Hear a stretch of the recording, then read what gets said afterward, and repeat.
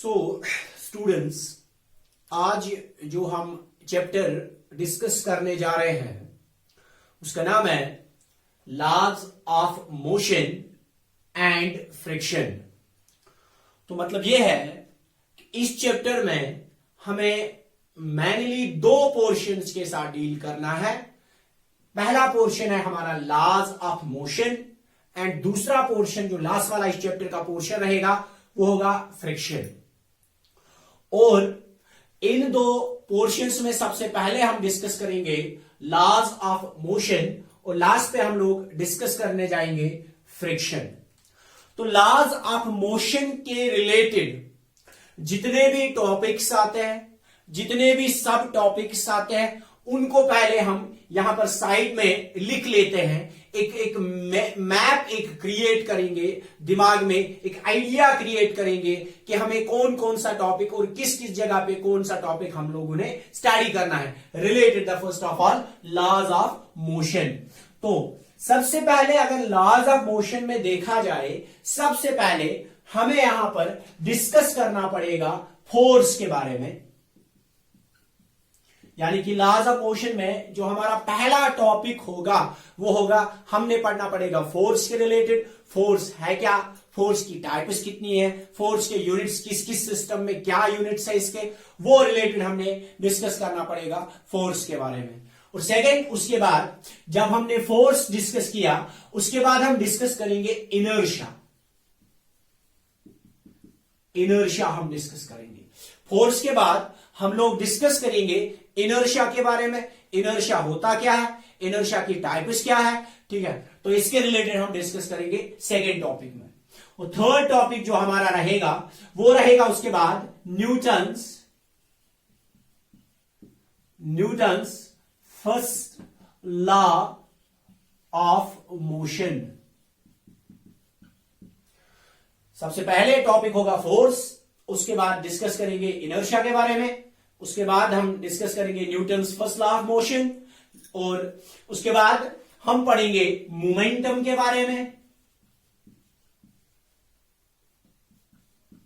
Momentum के बारे में डिस्कस करेंगे थोड़ा बहुत, इसके यानी कि मोमेंटम क्या होता है, इसको हम कैसे, इसकी मैथमेटिकल फॉर्मूला क्या है, इसके रिलेटेड डिफरेंट केसेस, एंट्रेंस के लिए, बोर्ड एग्जाम के लिए क्या क्या ऑब्जेक्टिव्स यहां से निकलेंगे वो डिस्कस करेंगे मोमेंटम के बारे में। और उसके बाद हम डिस्कस करेंगे Newton's second law of motion, Newton's second law of motion. और Newton second law of motion के बाद हम लोग डिस्कशन करेंगे, हमारा जो उसके बाद वाला टॉपिक होगा वो होगा इंपल्स। इंपल्स क्या होता है, इंपल्स के यानी कि इंपल्स क्या होता है, इसकी एप्लीकेशंस क्या है, प्रैक्टिकली इंपल्स का कॉन्सेप्ट कहां पर हम यूटिलाइज कर लेते हैं उसके बारे में डिस्कस करेंगे।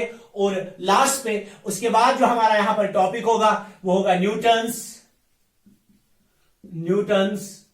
Third law of motion. उसके बाद हम डिस्कस करेंगे Newton's third law of motion के बारे में। उसके बाद हम लोग डिस्कस करेंगे law of conservation of momentum के बारे में, law of conservation of momentum, law of conservation of momentum के बारे में डिस्कस करेंगे। और उसके बाद हम डिस्कस करेंगे इक्विलिब्रियम क्या होता है, मैकेनिकल इक्विलिब्रियम क्या होता है,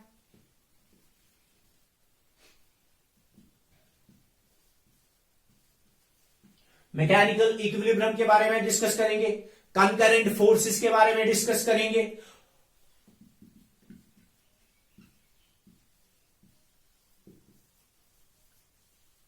कंकरेंट फोर्सेस के बारे में डिस्कस करेंगे।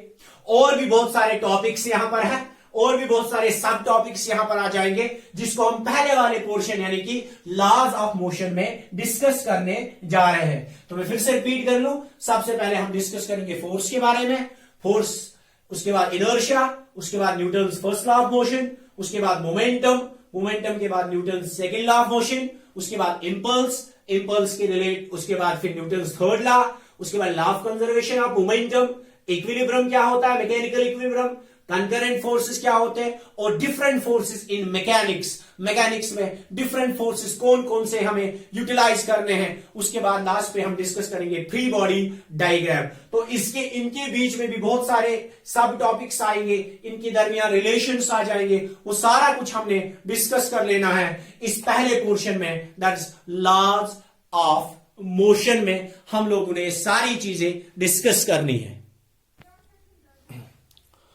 तो सबसे पहले स्टूडेंट्स, चलो सबसे पहले हमारा जो टॉपिक है पहले पोर्शन का वो है फोर्स। तो फोर्स क्या है, नाइन्थ में भी हम लोगों ने पढ़ा है फोर्स क्या होता है। Force is an effort, force एक एफर्ट होता है इन द फॉर्म ऑफ पुश और पुल। क्योंकि नाइन्थ में भी आपने पढ़ा होगा, नाइन्थ में आप लोगों ने सुना होगा टीचर्स से या बुक्स पे रेफरेंसेस पे लिखा होता है फोर्स इज पुश और पुल, बिल्कुल वही है। यानी कि फोर्स इज एन एफर्ट, ये एक एफर्ट होता है, लेकिन एफर्ट किसकी शेप में होता है, इन द फॉर्म ऑफ पुश और पुल। और ये पुश और पुल करने की वजह से क्या होता है, पुश और पुल करने की वजह से एक बॉडी की स्टेट चेंज हो सकती है, यानी कि it tends to change the state और changes the state of a body or sometimes changes the configuration, you can say the shape of the body।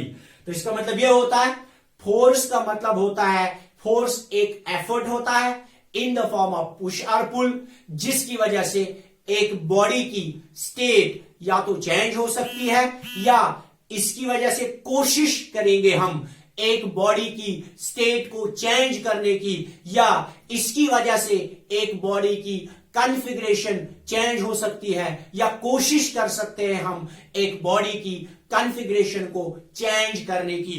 तो वही होता है force is an effort in the form of push और pull which change और tends to change the state और the configuration of a body. तो उसके बाद जो बेसिकली अगर कैटेगराइज किया जाए फोर्स को, बेसिकली फोर्स दो टाइप्स के होते हैं। जनरली अगर देखा जाए फोर्स दो टाइप्स के होते हैं। एक होता है distant force, distant force, distant force, और इसको हम बोल सकते हैं फील्ड फोर्स, फील्ड फोर्स। और दूसरा जो हमारे पास होता है उसको हम बोलते हैं contact force, contact force, contact force. तो फोर्सेस जो होते हैं, जनरली फोर्सेस दो टाइप्स के होते हैं। एक होता है हमारे पास डिस्टेंस फोर्स, इसको हम बोल सकते हैं दूसरा नाम फील्ड फोर्स, और दूसरा फोर्स होता है हमारे पास कांटेक्ट फोर्स।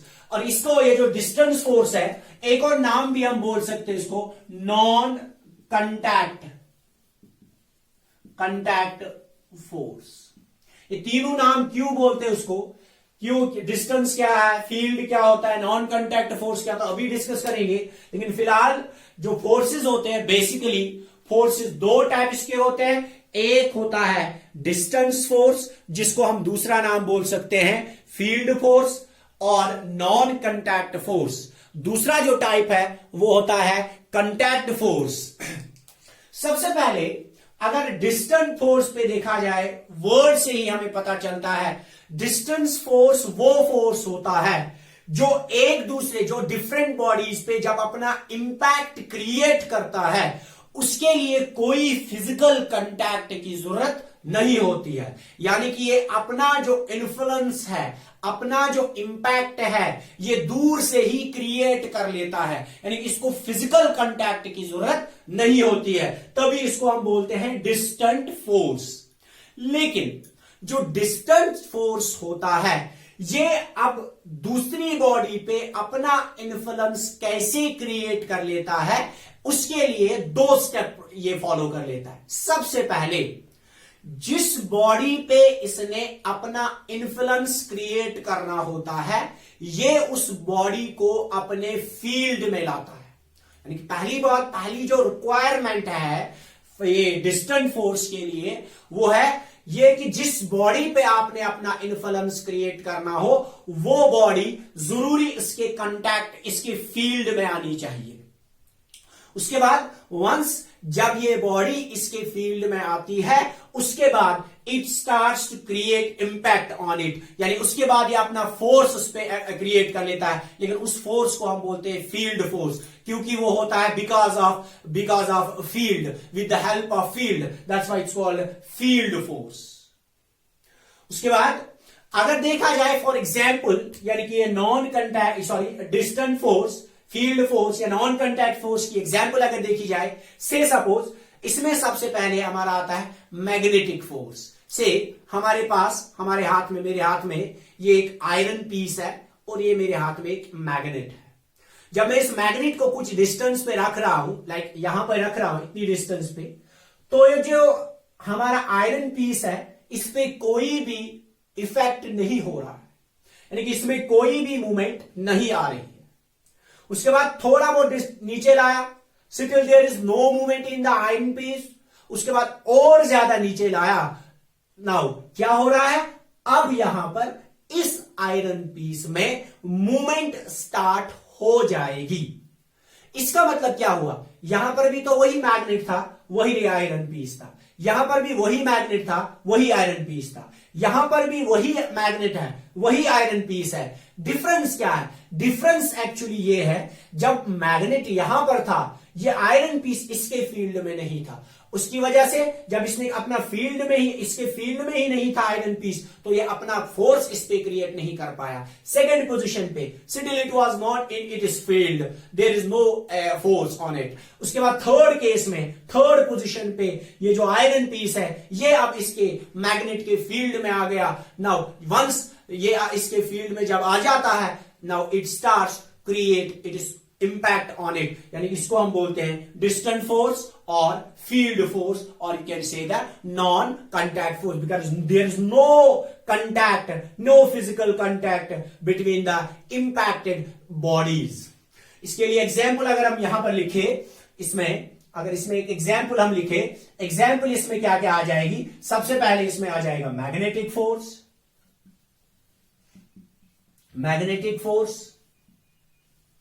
इसमें एक और एग्जाम्पल आ जाएगी इलेक्ट्रिकल फोर्स, यू कैन से इलेक्ट्रोस्टैटिक फोर्स। एक और एग्जाम्पल आ जाएगी इसमें ग्रेविटेशनल फोर्स,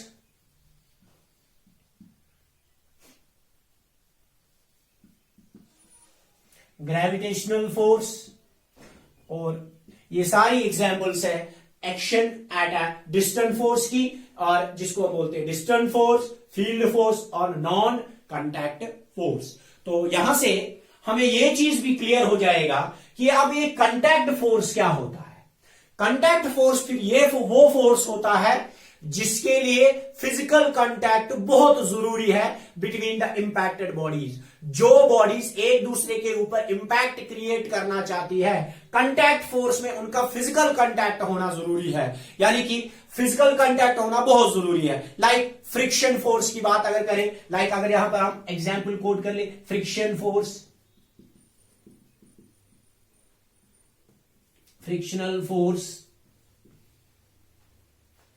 फ्रिक्शनल फोर्स की हम बात करें यहां पर, तो यहां पर टेंशन की बात करते हैं। टेंशन, अभी ये सारी टर्म्स हमने पढ़नी है। टेंशन, नॉर्मल रिएक्शन,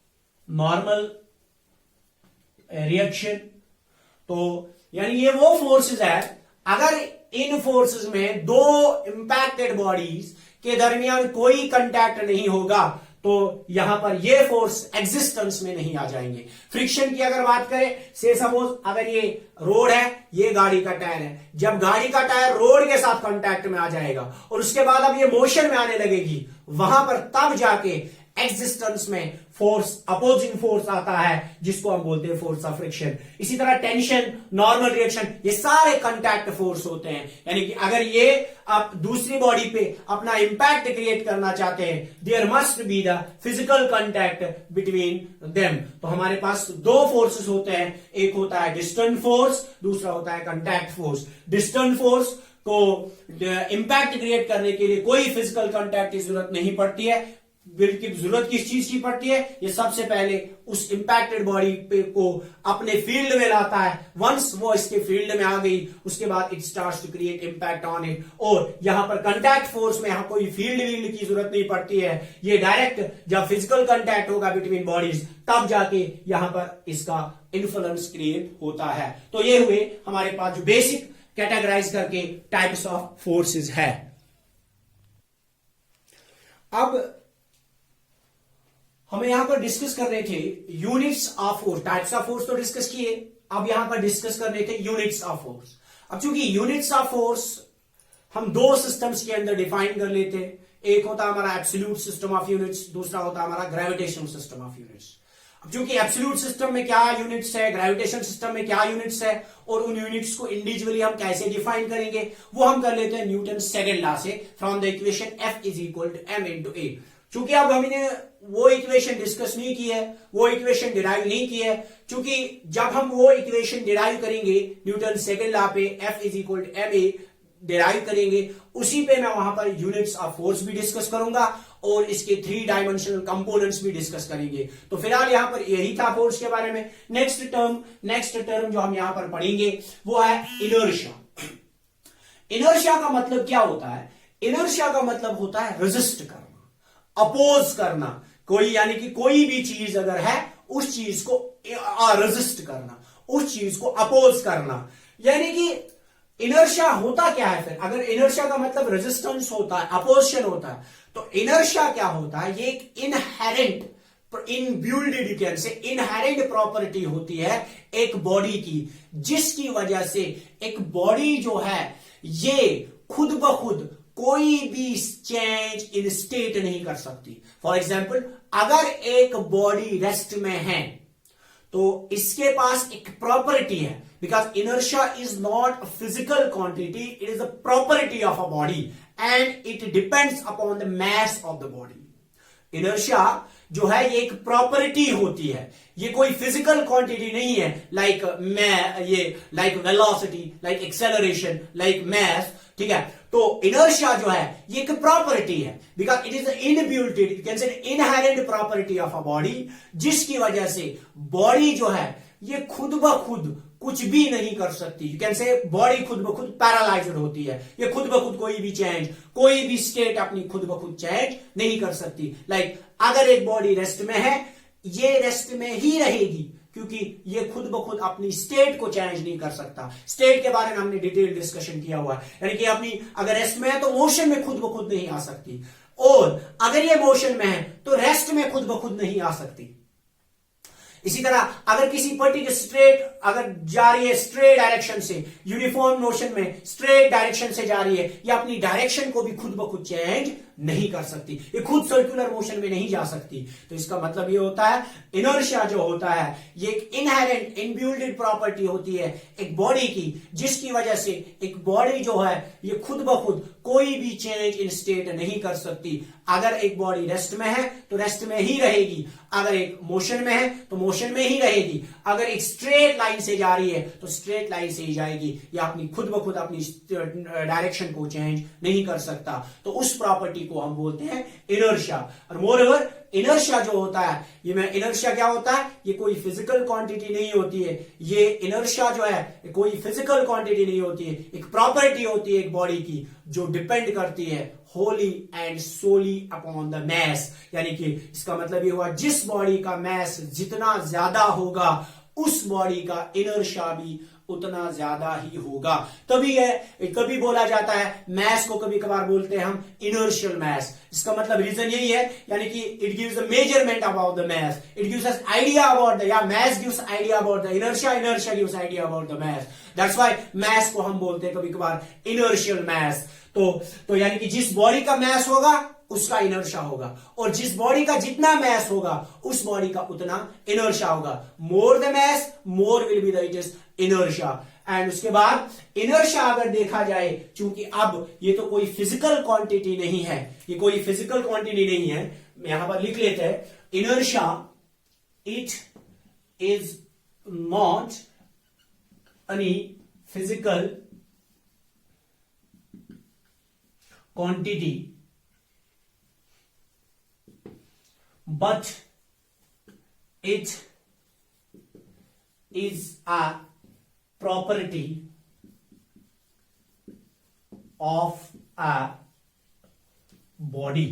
यानी कि इनर्शिया जो है ये कोई फिजिकल क्वांटिटी नहीं है, like velocity, like acceleration, like momentum, ये कोई फिजिकल क्वांटिटी नहीं है, ये एक प्रॉपर्टी है। अगर ये एक प्रॉपर्टी है तो इसका मतलब ये हुआ इसका कोई फिर यूनिट भी नहीं होगा, इसका कोई डायमेंशन भी नहीं होगा। इसका मतलब ये हुआ इट डज नॉट हैव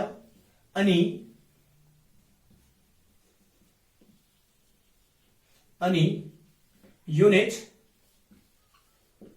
और डायमेंशन। कोई वक्त ऐसा करना कभी मैस का डायमेंशन लिखोगे इसमें इनर्शिया के लिए, इनर्शिया एक प्रॉपर्टी है, कोई फिजिकल क्वांटिटी नहीं होती, और डायमेंशंस होते हैं फिजिकल क्वांटिटीज के।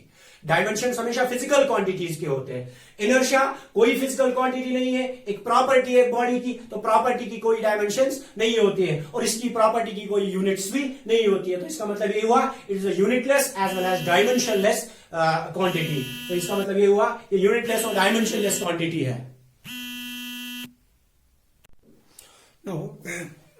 अब उसके बाद इनर्शिया के बाद अब इसके टाइप्स डिस्कस कर लेते हैं।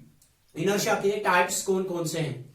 सबसे पहली टाइप अगर देखी जाए टाइप्स ऑफ इनर्शिया, चूंकि आप मैंने क्या बोला कि इनर्शिया जो होता है ये इनएबिलिटी होती है, इनहेरेंट प्रॉपर्टी एक बॉडी की होती है जिसकी वजह से एक बॉडी खुद ब खुद कोई भी चेंज नहीं कर सकती, क्योंकि बॉडी खुद ब खुद कोई भी स्टेट को चेंज नहीं कर सकती। लाइक अगर बॉडी रेस्ट में है तो वो रेस्ट में ही रहेगी। तो ऑन दैट बेसिस हमने इनर्शिया को 3 कैटेगरीज में रखा हुआ है, 3 पोर्शंस में डिवाइड करके रखा। एक को हमने बोला inertia of rest. Inertia of rest क्या होता है?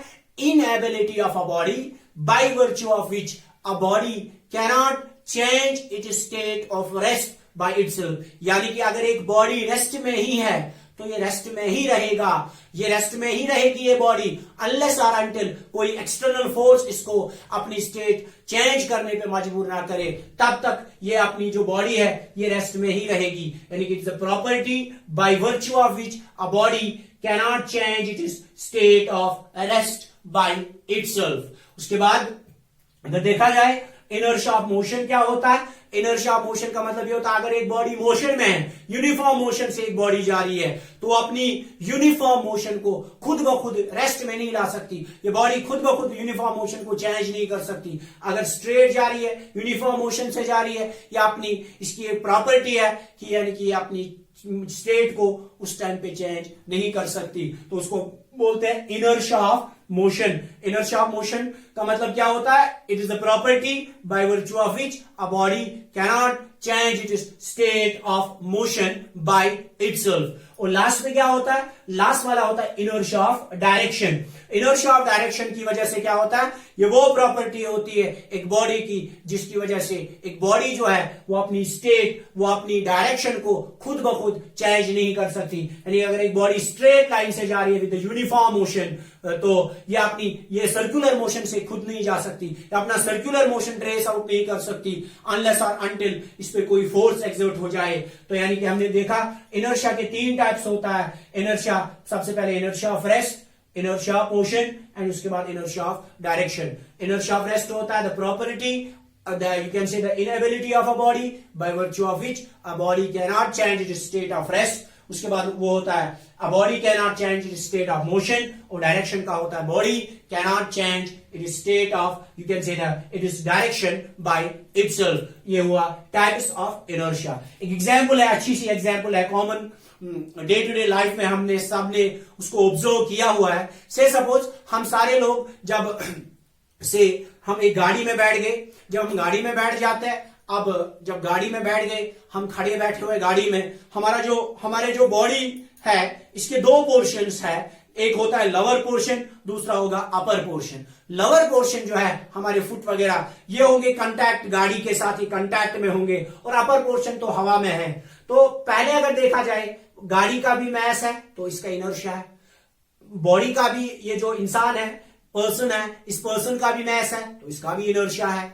क्योंकि आप दोनों रेस्ट में हैं तो दोनों की इनेबिलिटी है, ये अपनी रेस्ट स्टेट को खुद ब खुद चेंज नहीं कर सकते।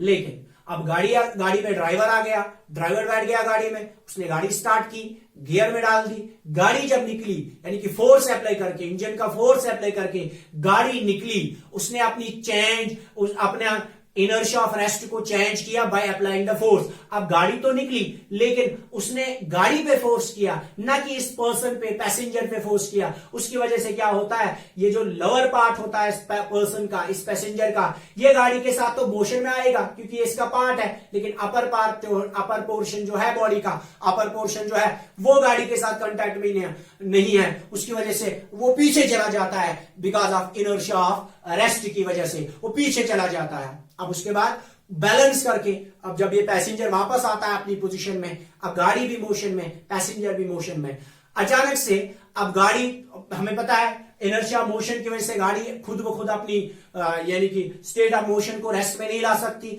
जब तक ना वो गाड़ी ब्रेक मारे, यानी कि फोर्स अप्लाई करे, अपोजिंग फोर्स। जब वंस अब ये गाड़ी जब फोर्स ब्रेक अप्लाई कर लेती है, यानी कि इसने फोर्स अप्लाई किया फिर से गाड़ी पे और पैसेंजर के लोअर पार्ट पे, उसके बाद, लेकिन अगर अपर पार्ट देखा जाए, अपर पार्ट का जो इनर्शिया ऑफ मोशन है वो तो कंटिन्यूअसली मोशन में ही रहेगा, उसकी वजह से वो आगे धकेला दिया जाता है। यानी कि जब अब गाड़ी, अब देखो एक कॉमन ऑब्जर्वेशन है, जब ड्राइवर ब्रेक मारता है अचानक से, हम आगे धकेले दिए जाते हैं, आगे की ओर चले जाते हैं हम, because of inertia of motion. और उसके बाद लास्ट में अगर देखा जाए, अब हम स्ट्रेट जा रहे हैं, हम बैठे हुए गाड़ी में, गाड़ी स्ट्रेट जा रही है। अब जब गाड़ी स्टीयरिंग की वजह से, फ्रिक्शन की वजह से वो टर्न ले लेती है, गाड़ी एक टर्न पे जो कर्व होगा उस पे जब गाड़ी टर्न ले लेती है फ्रिक्शन की हेल्प की वजह से, तो यानी कि फोर्स की वजह से, उसके बाद लेकिन वो गाड़ी पे फोर्स अप्लाई करती है, न कि पैसेंजर पे। पैसेंजर का जो इनर्शिया ऑफ डायरेक्शन है, और गाड़ी यहां मुड़ जाती है दाईं ओर तो पैसेंजर बाईं ओर मुड़ जाते हैं,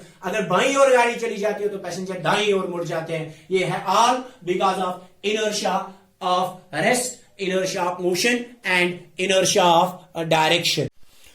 Now, जो हमारा नेक्स्ट टॉपिक है, नेक्स्ट पॉइंट है, नेक्स्ट टॉपिक है, वह सबसे पहले हमने फोर्स पढ़ा, टाइप्स ऑफ फोर्स पढ़े, इनर्शिया पढ़ा, टाइप्स ऑफ इनर्शिया पढ़े। अब जो हमारा टॉपिक है वो है, चूंकि ऑलरेडी मैंने आपको प्लॉट, वो मैप बना के दिया हुआ है, इंट्रोडक्शन में ही मैप बना के दिया था मैंने कि हमने कौन कौन सा टॉपिक किसकी जगह पे पढ़ना पड़ेगा। नाउ हमारा जो टॉपिक है वो है Newton's first law of motion, और इसको हम लॉ ऑफ इनर्शिया भी बोलते हैं। क्यों बोलते हैं? बिकॉज न्यूटन्स फर्स्ट लॉ का आइडिया ही वही है, न्यूटन्स फर्स्ट लॉ का स्टेटमेंट ही वही है जो इनर्शिया का स्टेटमेंट है। कि ये बोलता है कि it states that a body continue to be in state of rest और uniform motion along a straight line unless it acts upon by some external force to change its state। यानी कि इसका मतलब ये होता है कि ये बोलता है कि अगर एक बॉडी रेस्ट में है तो वो रेस्ट में ही रहेगी, या अगर एक बॉडी मोशन में है, यूनिफॉर्म मोशन में है, तो ये यूनिफॉर्म मोशन में ही रहेगी। और अगर ये मूव कर रही है along the same straight line, ये सेम स्ट्रेट लाइन से ही मूव करेगी, unless or until any external effort, यानी कि in the form of push or pull, you can say the force, any external effort compels it to change its state। यही तो statement था inertia का भी, तभी इसको हम दूसरा नाम बोलते हैं लॉ ऑफ इनर्शिया। या अब चूंकि इनर्शिया का कॉन्सेप्ट गैलीलोज ने दिया था तो हम इसको बोलते हैं न्यूटन, ये इनर्शिया को हम बोलते हैं गैलीलोज लॉ ऑफ इनर्शिया।